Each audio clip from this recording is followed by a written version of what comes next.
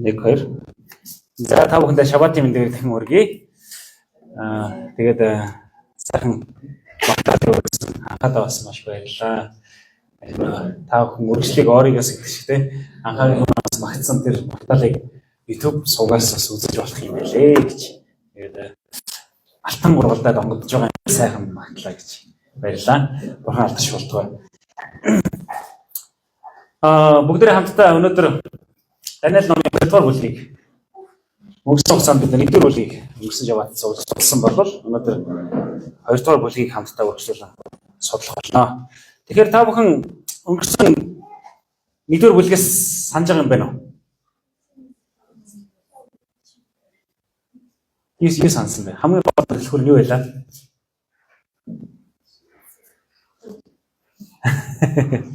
Хоолтой байлаа гэсэн юм манайхан ч дахиад. Сэтгэлдээ шийдэх тухай бид нар ярьсан шүү дээ. Аливаа зүйлийг тийм. Жишээ нь шабат өдрийг сэтгэлдээ бид нар шийдэхгүй хэзээч шабатаас хийж чадахгүй.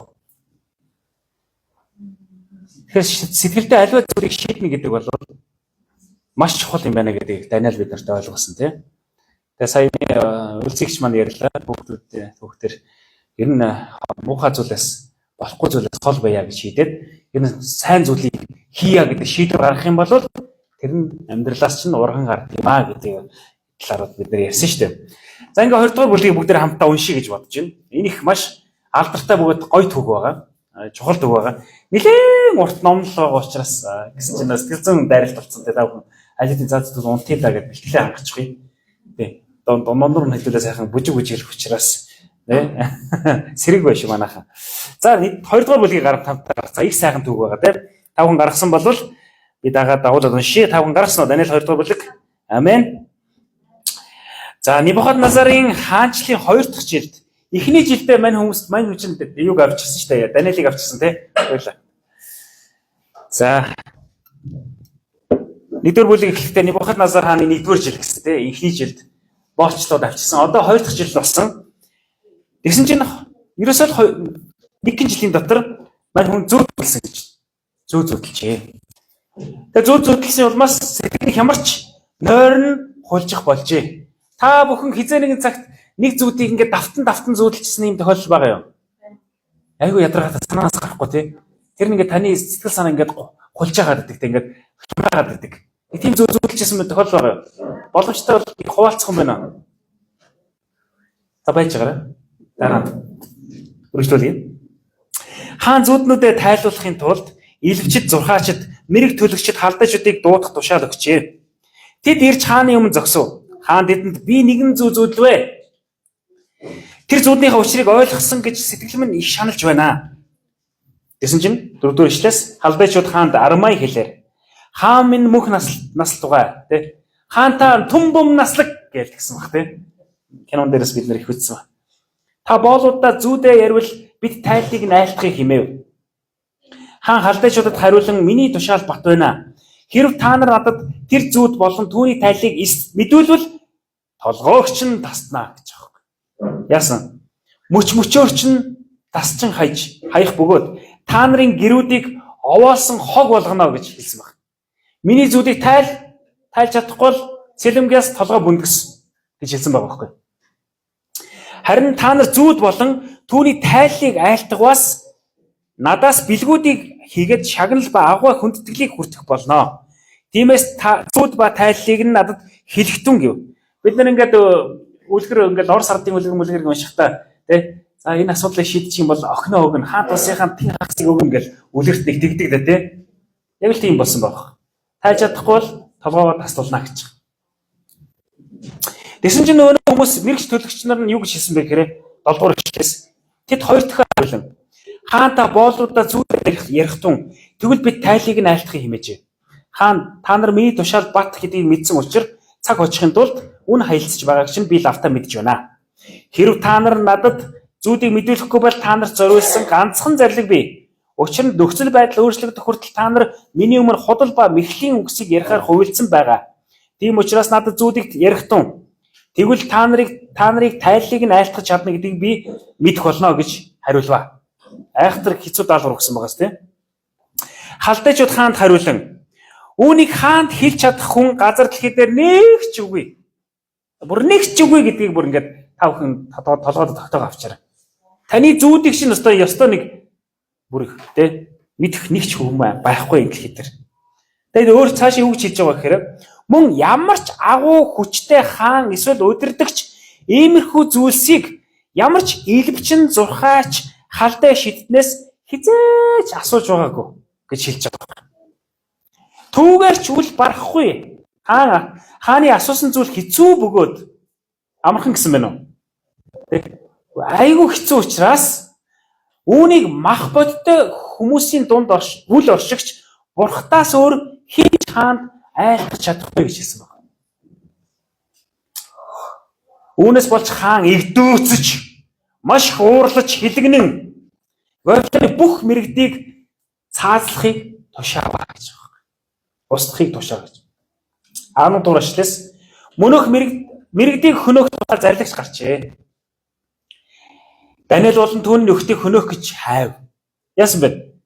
Хааны албанд хаантай ярилцдаг мэрэгэн оюун ухаантай болж мань 4 хүн төлөвшсөн байгаа штэ. Гэтэл тэр хүмүүсийн толгой бол ингээд цаазын давцсан дээр ирэх цаг нь болсон баг. Тэгэд хайсан гэж хэлж байгаа юм энэ дэр бүр алхаар хайсан гэж. Хайх юу байх вэ? Ордон дотор байх штэ. Хавуулна хааны хажууд. Тэсний чи Библиэр болохоор хайсан гэж хэлж байгаа. Магадгүй тэр явдлаас нь болоод янз бүрийн болсон тохиол байж болох юм тийм ээ. Вавилоны мэрэгдийг хөнөөн алхаар явж буй хааны бие мах хамгаалагчдын ахмад Ариохтай Даниэл ухаалгаар болгоомжтой ярилцгаа. Ухаантай болгоомжтой ярилцсан гэж тийм. Тэр хааны ахмад Ариохоос асуун. Хааны тушаал яагаад тийм хойшлож байгаа юм бэ? Гэсэнд Ариох Даниэлд энэ хэргийн талаар мэдүүлвэ. Даниэл мэдээгүй байсан байгаа байхгүй. Уул нь бүх халдайчуудыг дуудсан. Боолуудыг дуудаагүй гэдгийг та бүхэн санаарай. Яг өөрсдөө ич хидтэй гэж итгэдэг бүх халдай хүн буюу одоо яах вэ? Вавилон хүнийг дуудсан байна шүү дээ. Гэтэл боолуудаас бол дуудаагүй байсан. Тэгээ юу басныг мэдээгүй суужсэн байна. Даниэл дотогшорч хаанд зүүдний тайллыг айлтахын тулд цаг хугацаа өгөхийг хаанаас гуйв. Шууд өхөл рүүгээ дахин орсон ба шүү дээ. Энэ та бүхэн нэг түүхийг санагдуулж байгаа. Бид нар өнгөрсөн 3 өдөр Эстер хатны түүхийг бие судлаараас яасан баг. Эстер хатан ч гэсэн амиа золин байж ард түмний аврахын тулд хаан руу орсон тухай үг үлдэгтэй. Тэгвэл яг Даниэл ч гэсэн тэгж байна. Амиа золиод хаанаас жоохон цаг өгөөч гэж гуйж байгаа. Та байсан бол яах вэ бэ? Бошоохон зогтох байсан баг те. Сүүл авчаал айлаа гэж ингээд зогтох байсан баг те. Эсвэл яах байсан бол нуугдах байсан болоо. Бид нар юу хийх вэ? Ийж чадах байсан болоо. 17 дугаар ишлээс дараа нь Даниэл гэртээ хараад өөрийн нөхөд Хананя, Мишаэл, Азария нарт энэ хэргийн талаар мэдүүлвэ. Даниэл болон түүний нөхөд Вавилоны бусад мэрэгдтэй хамт устгуулахгүй тулд энэ улсын талаар Тэнгэрийн бурхнаас өршөөл авахар гуйхыг Даниэл тэднээс хүсвэ. Let's pray. Найзуудаа залбирцгаая. Ийм хэцүү бас бидний толгой гудхны эсрэгний эрен дээр байна. Бүгдээрээ залбирцгаая. Зөвхөн бид биш, маш олон хүний гимгүү хүмүүсийн амнаас гудхны эрен дээр байна. Бүгдээрээ бурхнаас гуйцгаая гэж залбирсан. Хүссэн байна. 19 дугаар ишлээс харах юм бол энэ нууц Даниэлд шөнийн үзэгдэл дотор ичлэгдэжээ. Тэгээд Даниэл Тэнгэрийн бурхныг магтваа гэсэн. Даниэл хэлэхдээ бурхны нэр үрд магтах болтугай. Учир нь мэрэгэн ухаан хийгээд хөдөл түүнийх. Амен. Цаг хугацаа болон 90 зуунуудыг өөрчлөлт нэгэн бол тэр мөн гэж хэлсэн. Амен. Та бүхэн амен гэж хэлээрэй. Таалагдж байгаа бол. Тэрээр хаадыг босгож бас яд байх нь унагдаг байх нь гэж хэлсэн. Унагдаг. Тэр мэрэгэн ухааныг ухаарагч хүмүүст мэдлэгийг өгдөг юм а гэж хэлсэн байна.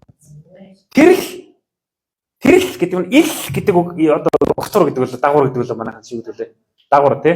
Ил гэдэг дагуур маань зөвхөн гэсэн юм утгыг агуулждаг. Тэгээ тэрл цомоол гэж чадна тий. Одоо солонгоол орилж чадна гэх тий. Аяа мохос шат. Исүхэл идэж чадна гэх тий ингээл зөвхөн гэдэг юм утгыг агуулж байгаа байхгүй. Юу гэж тэрл буюу бурхныг хэлж байна. Бурхан зөвхөн гүн хийгээд нууц юмсыг илчилгээ гэсэн байна. Гүн бөгөөд нууц юу гэж тарах вэ? Та бүхний хувьд. Ирээдүйд таны хувьд нууц мөн үү? Гүн мөн үү? Бидний мэдэхгүй ойлгохгүй зүйл зөндөө ирээдүйд тийм. Одоо бид нар нэг цагийн дараа юу болохыг бид нар мэдэхгүй шүү дээ. Газар хөдлөлт болохыг бид нар мэдэхгүй. Тэнгэрээс нэг содон руу гарахыг мэдэхгүй шүү дээ. Юу ч тохиолдохыг мэдэхгүй. Тэгэхээр бурхан зөвхөн мэддэг гэсэн үг энэ ч гарч байна.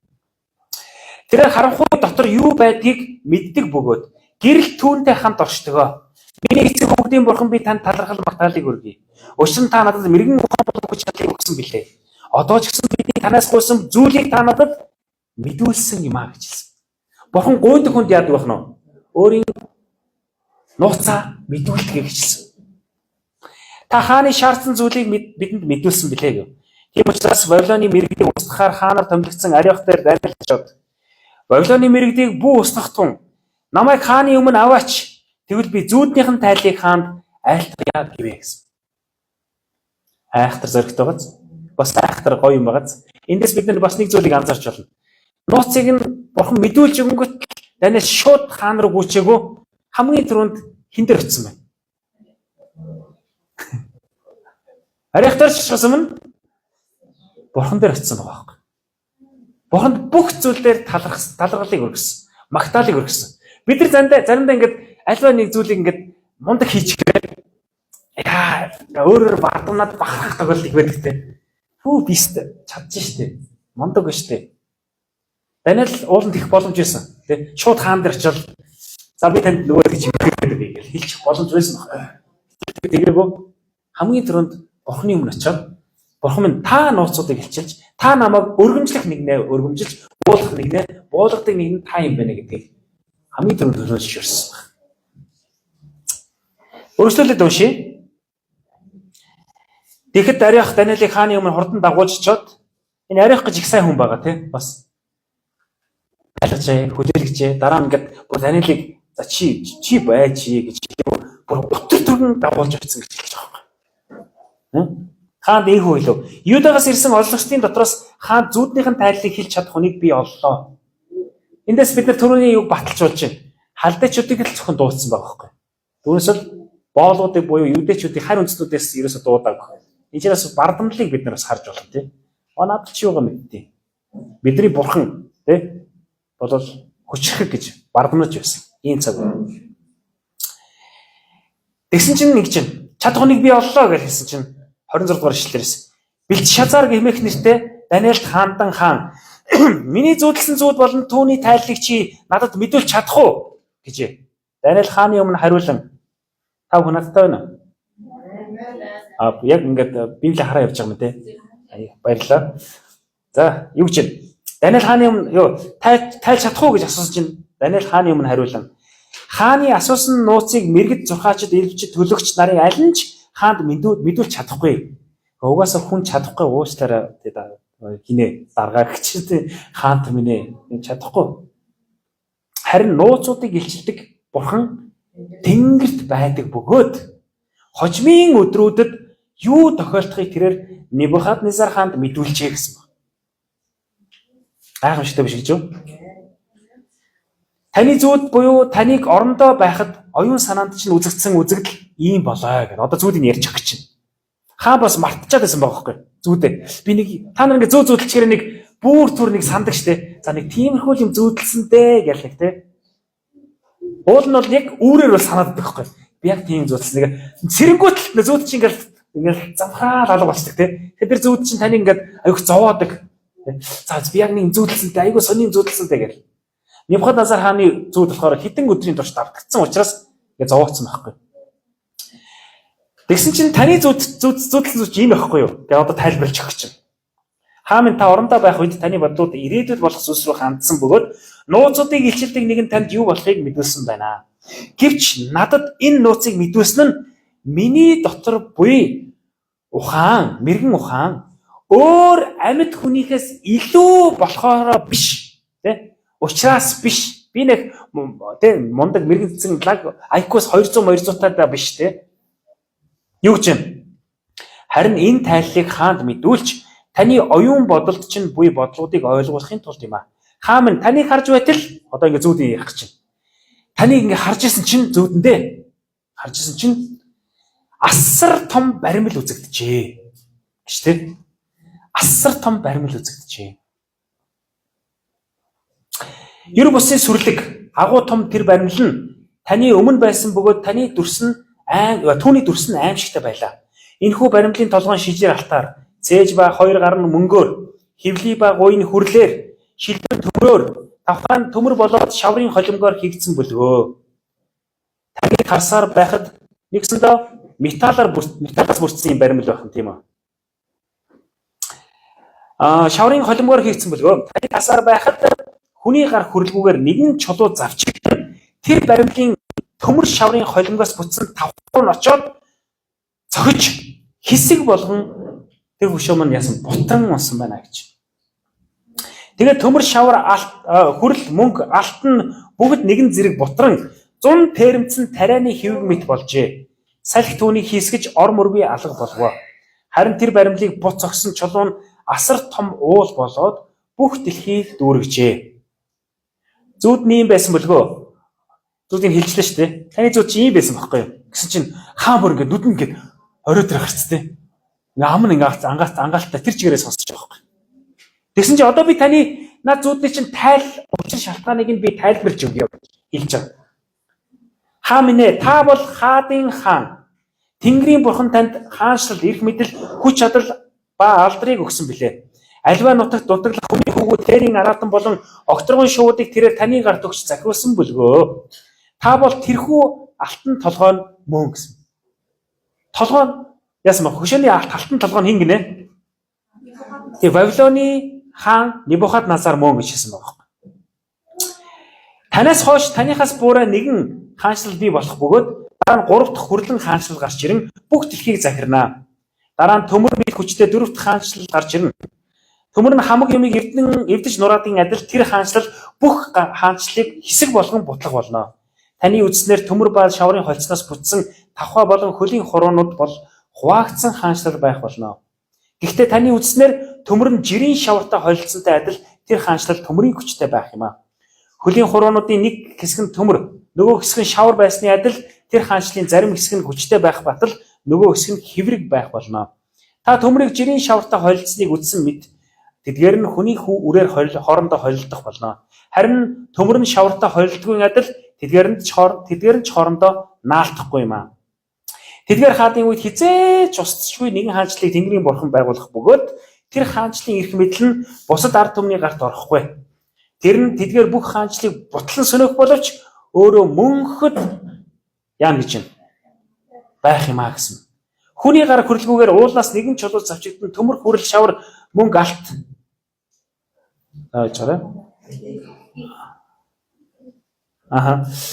Алтыг эвдлэхийг та үзсэн шиг ирээдүйд юу болох тухай агуу их бурхан хаан танд мэдүүлсэн юм аа. Энэ зүйл үнэн бөгөөд түүний тайлан итгэмжтэй юм хэмээн өгүүлвэ. Тэгэхэд Небухаднецар хаан нүүрээрээ газар унаж Даниэлд мэхийж ёслон түүнд зориулан тахил өргөж анхлан утлаг өгүүлэхийг тушааваа. Хаан Даниэлд хариулан чи энэ нууцуудыг илчилж чадсан болохоор үнэхээр чиний бурхан бол бурхтын бурхан, хаадын эзэн бөгөөд нууцыг ичлэгч хүн билээ гэв. Хаан Даниэлийг дэвшүүлэн түүнд олон агуу бэлгүүдийг өгөөд Вавилоны бүх мужийг захируулж Вавилоны хамаг мэргэдийн тэргүүн захирагч болвоо. Даниэл хаанд хүсэлт гаргасны дагуу Шадрах, Мишах, Абедnego нараар хаан Вавилоны мужуудын удирдлагыг захируулва. Даниэл хааны ордонд суусан бөлгөө гэж 2 дугаар бүлэгт басчих. Гайхамшиг биш гэж юу? Би өөр чинь нэг зүү зүүдлээ л дээ. та бүхэн ямар зүйл зүйлсийг маань хэлээд гэж. Хугацаа өгөөч.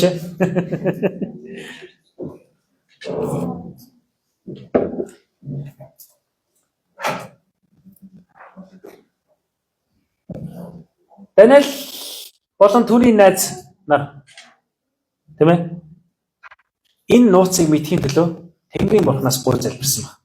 Бурхан яасан? Энд дэр хэлснээр бүх нууцуд нь зөвхөн бурхан тариалдаг юм аа.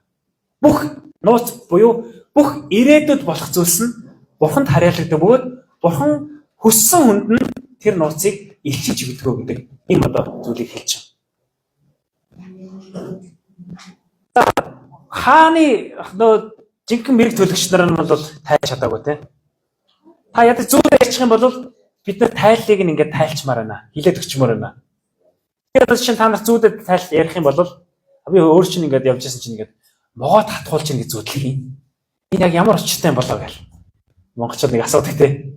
Тэнгүүт за зарим нэг могоо татгуулсан чи могоо зүтлсэн чи баяжхан. Удахгүй баяжхан гэл.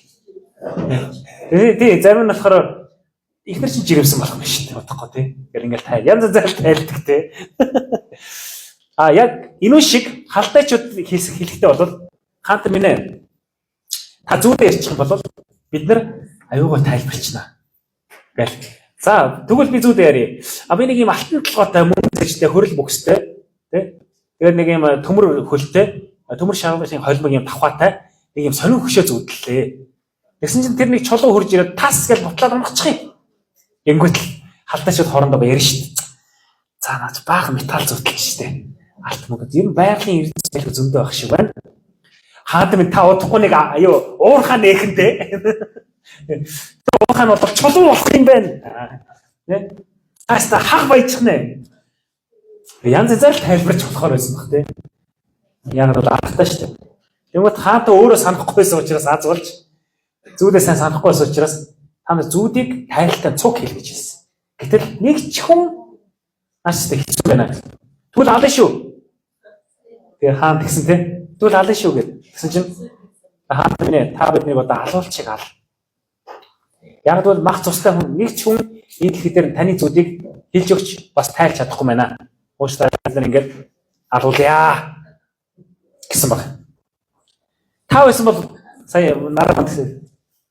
Жохон цаг хүчээж гэлтэй хожихгүй л тий.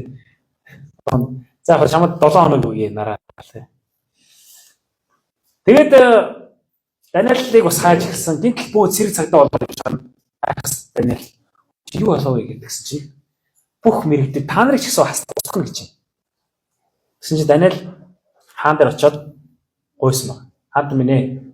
Яг л Даниэл 1 жилийн турш хаантай яасан бэлээ?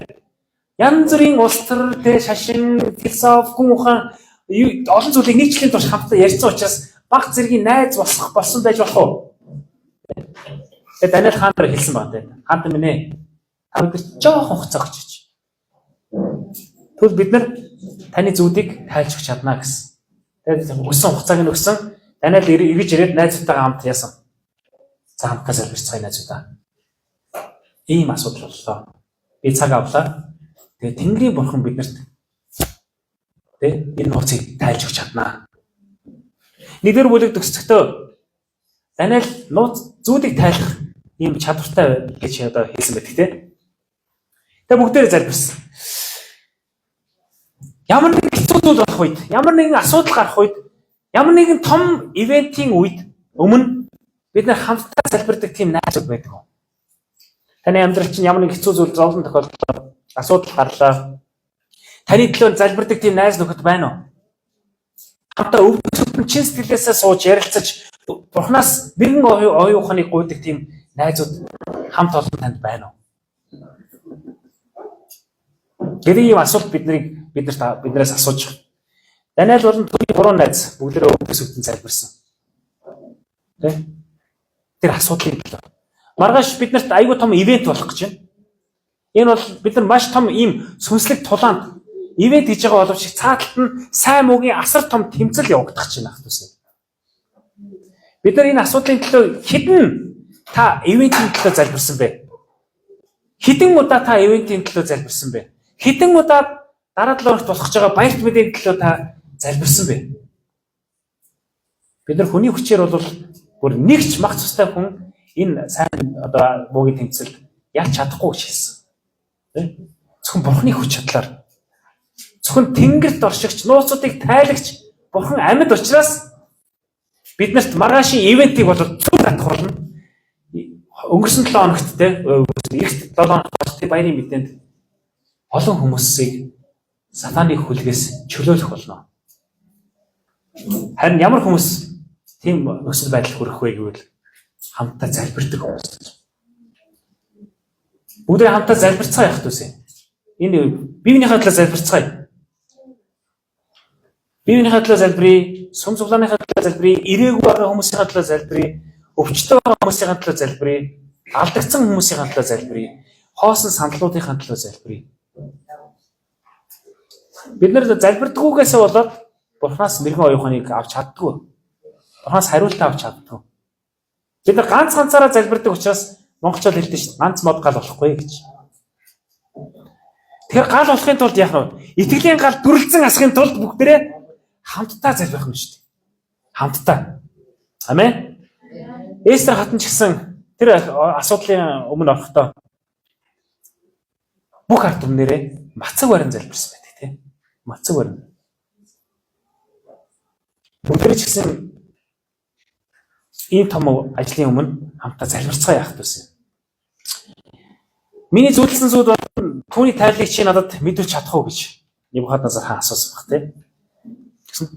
Тэгсэн чинь Даниэл юу гэж хариулсан бэ гэхээр харин нууцуудыг илчилдэг Бурхан тэнгэрт байдаг юм аа. Би бол өөрийнхөө мэрэгэн оюуханаараа чадахгүй. Гэхдээ агуу Бурхан бид нар агуу Бурханд итгэдэг гэдгээ заримдаа мартчихдаг. Та агуу Бурханд итгэдэг үү? Амен. Цөөхөн хүмүүс амен гэж хэлж байгаа шин. Зарим нь итгэхгүй л баг ш. За итгэхгүй байх уу гэдэг ингээд. Та агуу Бурханд итгэдэг үү? Амен. Тэнгэрт Бурхан эзэн байна гэдэгт итгэдэг үү? Амен. Тэрээр таны ирээдүй болон нууцуудыг мэддэг бөгөөд танд илчилж чаддаг гэдэгт итгэдэг үү? Амен. Библиэр хэлсэн байна. Нууцуудыг илчилдэг Бурхан хаана оршдог гэж. Тэнгэрт оршдог юм аа. Хожмын өдрүүдэд юу тохиолдохыг тэрээр Небухаднецар хаан танд мэдүүлсэн байна. За ингээд Даниэл нөгөө зүүдийг нь мартагдсан зүүдийг тайлж эхэлж байгаа. Тэрээр бол бүр хагартлаа баярлсан. Олон хүний амийн насыг аварч чадхаа болсон. Өөрийнхөө төдийгүй бус юмыг залбирлаа. Тэгэхээр залбирал гэдэг чинь ямар хүчтэй юм гэдгийг бас бид нарт энэ харуулж байгаа хэрэг. Бид нөө залбирал гэдэг чинь аюул чухал гэдгийг мэдсээр байдаг мөртлөөс залбирдаггүй тохиол. Эзэн Бурхан минь хоол өгсөн баярлалаа. Амен. Бурхан минь одоо автоос зогч та хамгаалаа. Амен. Яаран сандран хальт мол залбирдаг юм тохиол байдаг. Гэтэл бидний өмнө ямар том асуудлууд дүүрэн байна вэ? За ингээд Даниэл хаанд нөө зүүдийг тайлж гэж байгаа тийм. Хаан таныг харсаар байтал асар том баримл үзэгч. Нэг ийм баримл үзэгцсэн юм шиг байна. Ингээд өсөөллөөр. Тэгээд Ерүсийн тэр сүрлэг агуу том баримл нь таны өмнө байсан бөгөөд түүний дүрс нь аимшигтай байлаа. Аимшигтай бөгөөд асар том байсан гэж. Бүх дэлхий дээр ингээд зогсцсон тийм. Нэг ийм байрлал ингээд баримл ингээд байгаа байна. Энэхүү баримлын толгойн шижир алтаар цээж ба хоёр гар нь мөнгөөр хөвлийн яасан бах нь. Хөвлийн хүрлээр тэгээд доошо гуй болон хөл нь төмрөөр тэгээд тавхаа нь болохоор төмөр болон шаврын холимгоор одоо бүрдсэн ийм баг. Энийг харъя те. Ийм алтан толгойтой мөнгөн цэжтэй. Энэ үлгэрүүд дэх байд штэ. Алтан цэжтэй, алтан толгойтой юу вэ? Алтан цэжтэй мөнгөн бүстэй хүү төрүүлж мөрүүлж гэх те. Тэгээд хөвлий баг уян ингээ хүрэл баг ингээ төмөр тавхаа нь болохоор ингээ төмрийн шавар холимог нэг ийм л хөшөө гэсэн байгаа даа.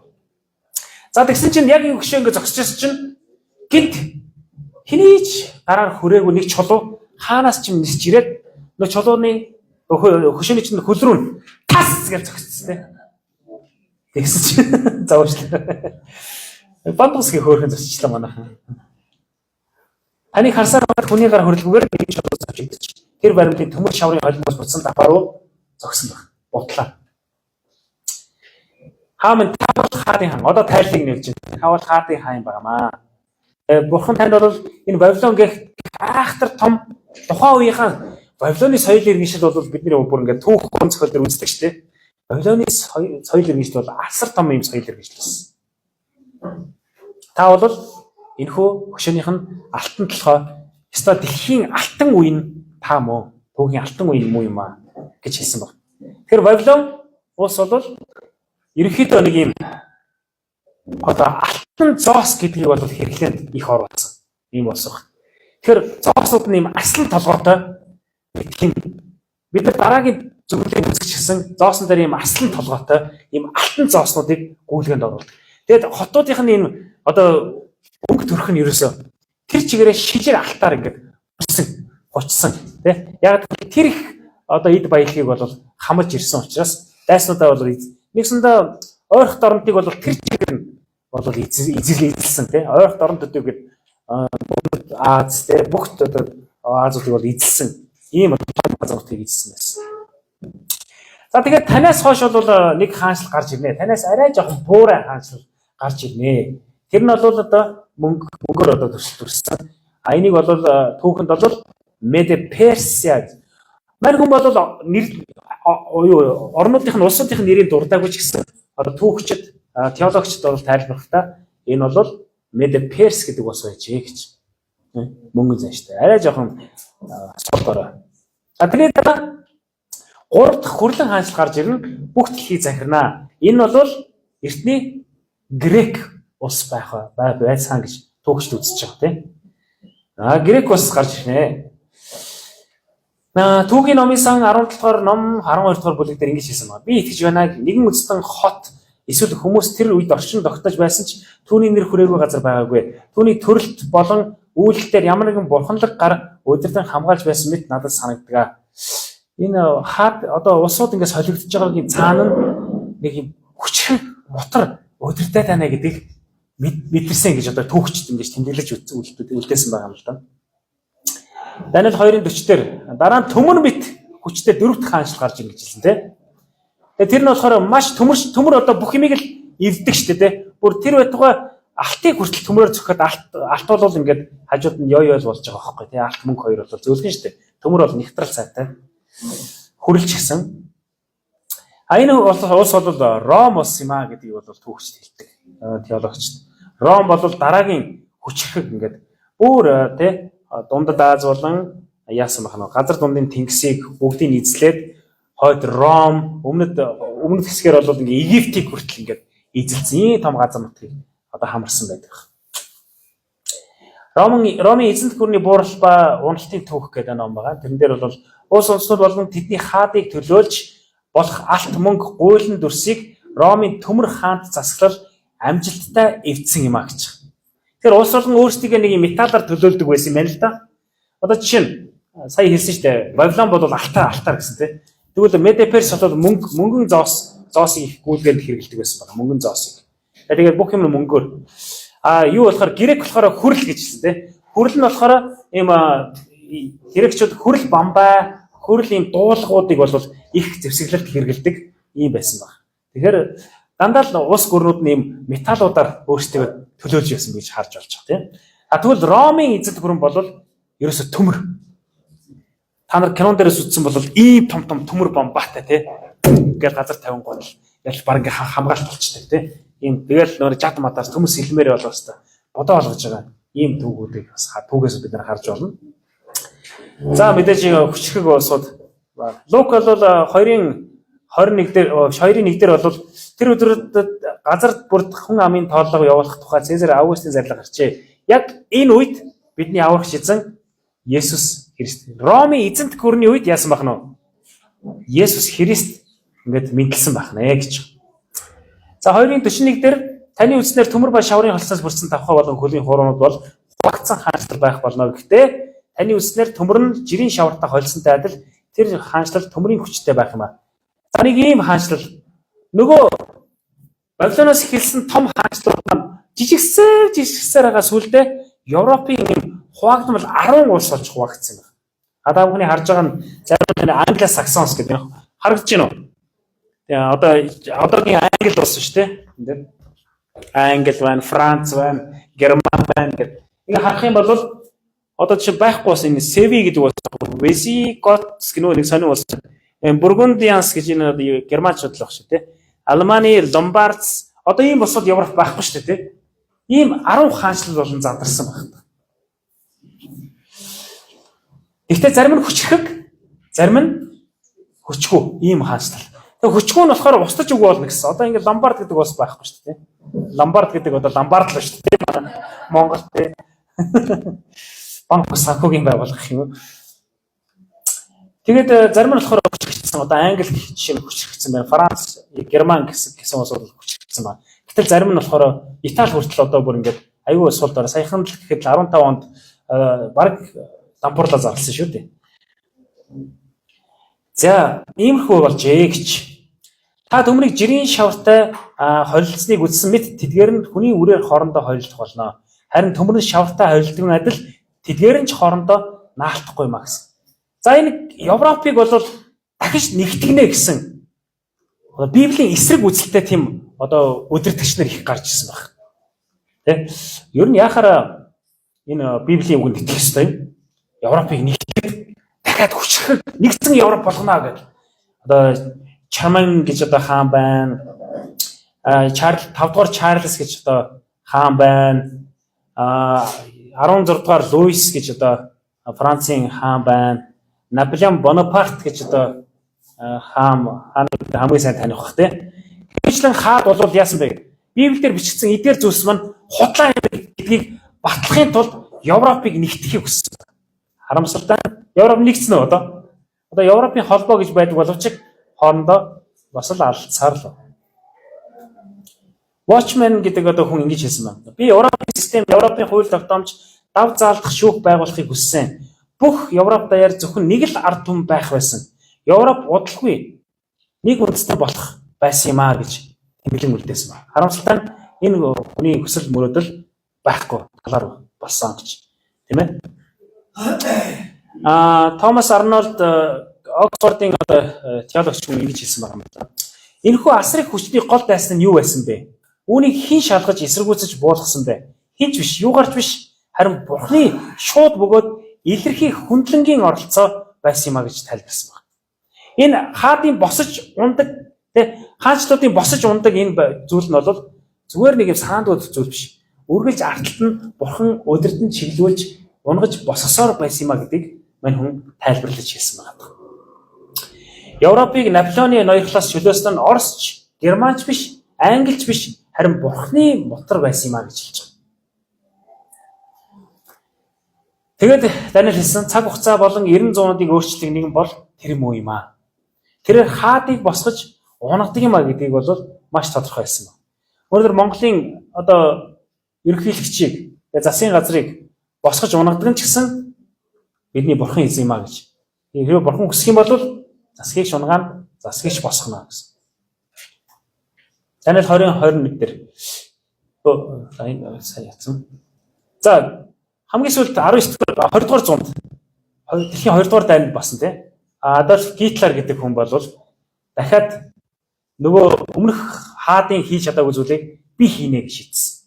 Тэгээд бүх Европыг нэгтгэж тийм Армени үндэстнүүдийн дунд дор нэгдсэн Европ улсыг байгуулахыг тэрээр зорьсон байна. Тэгээд ялагдсан тийм холбоотнуудад ялагдсан. Черчилл, Английн Уинстон Черчилл, Английн сайд бид гудамжнаас гудамжинд айлаас айлд тулд болно. Хэний эсрэг вэ? Наполеоны эсрэг. Наполеоны эсрэг тулдсан. Адольф Гитлер ингэж хэлсэн байна. Миний ард түмэнд бидэнд Бурханаас юу ч хэрэггүй. Бид түүнээс юу ч гоохгүй. Бид тэр бидний ганцаар минь үлдээхээс өөр аргагүй гэж ингэж бардамж хэлсэн байна. Би Бурхан гэж байдгүй маа. Энэ түүхийг өөрчлөлт. Библиэр бичигдсэн энэ түүхийг би өөрчлөнө гэж Гитлер бардам хэлсэн боловч эцсийн эцэст байхгүй болсон. Бурхангүйгээр бид өөрсдөө буугаар дайтахыг хүсэж байна. Өөрөөр итгэж хүмүүс бид нар Бурхангүйгээр дайтвал яах вэ? Бурхан байхгүйгээр бид нэр амьдрал яах бол? Би ялна, бүр ялах ч болно гэж Гитлер хэлсэн. Эхлээд ялж байгаа юм шиг харагдсан, тий? Бүр Орос, Санкт Петербург хүртэл явсан шүү дээ. Тэгэл хөрхийн ялагдсан байдаг юм аа. За ингээд зөвлөлт холбоотос буюу одоо СССР тий, СССР улс бол яасан. Энэхүү данд бас өмнөхөө ялалтыг бол үзүүлсэн байна. Даниэл 2:43 дээр тэдгээр нь ч хоорондоо наалтахгүй. Нөгөө Европч нь наалтахгүй гэж хэлсэн. Хамгийн сүүлд тэдгээр хаанчлалын үед одоо Европ ингээд бутарсан байна. Зарим хүчлэг, зарим нь айгүй сул дорой байгаа. Яг бид нар яаж яах гэхээр энэ цаг хугацаанд бол бид нар хамгийн төгсгөлийн цаг үед, энэ дэлхийн төгсгөлийн цаг үед амьдарч байна гэсэн үг. Тэдгээр гэдэг маань одоо энэ цаг үед нэгэн хизээч усчгүй нэг хаанчлалыг Тэнгэрийн бурхан байгууллаа гэж Даниэл хэлсэн байна. Тэр хаанчлалын эрх мэдэл нь бусад ард түмний гарт хизээч орохгүй. Тэдгээр бүх хаанчлалыг утлан сүнэх боловч өөрөө мөнхөд байх тийм л хаанчлал юм а гэсэн. Тэр чулуу ирээд буталсан тийм. Чулуу бол Есүсийг төлөөж идэг. Библийг унших юм бол чулуу бол Есүс гэж хэлсэн. Тэр Есүс ирэх үед яах нь вэ? Энэ дэлхийн хаанчлалууд бүгд дуусаж, хүний гараар бүтсэн бүх зохион байгуулалтууд, бузар муу зүйлс бүгд устж, харин мөнхөд Бурхны хаанчлал бий болох юм а гэж одоо Библи бидэнд сануулж байгаа. Леланд Стоу гэж хүн цаг хугацаа үлдэнэ гэмэх номон дээр ингэж хэлсэн байна. Хүндрэлтэнд тэнсэн харгалзах ял оноос нь ч түүний нэгүслийн өдрүүд аимшигтай богино байна гэж хэлсэн байна. Юу гэсэн үг гэхээр одоо тэр цаг хугацаа маань бүр асар богино цаг хугацаа үлдсэн байна гэж хэлээд байна. Бид нар магадгүй за Бурханыг 100 жилийн дараа ирэх бах та 200 жилийн намайг өгсөний дараа ирэх бах гэж бодож магадгүй. Гэтэл үгүй бах.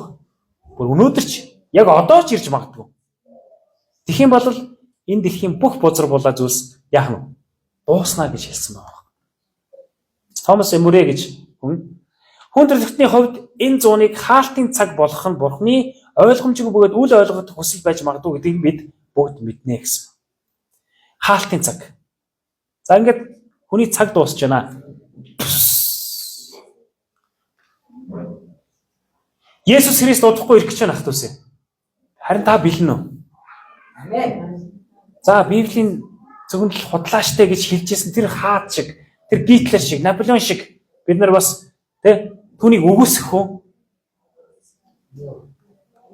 Есүсийн ирэлт дахин ирэлт нь бүр маш ойрхон байна.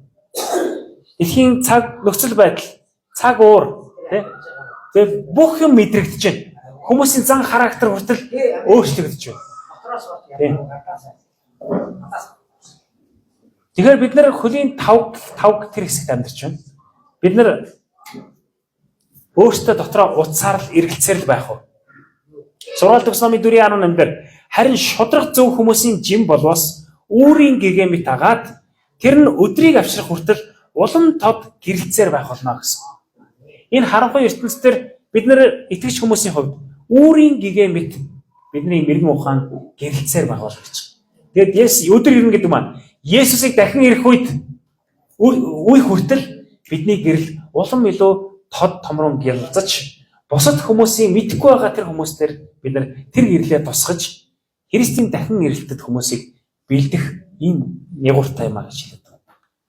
Та бэлэн үү энэ ирэлтэнд? Амен. Дэлхийн түүх дуусч байна. Хаалга яг сүүлийнхаа хуудсыг эргүүлээд номоо бүгднийг ингээ хаах гэж байна. Та ирнэ. Хаана явж байна? Мараната. Эзэн Есүс дахин ирэх болтугай. Амен.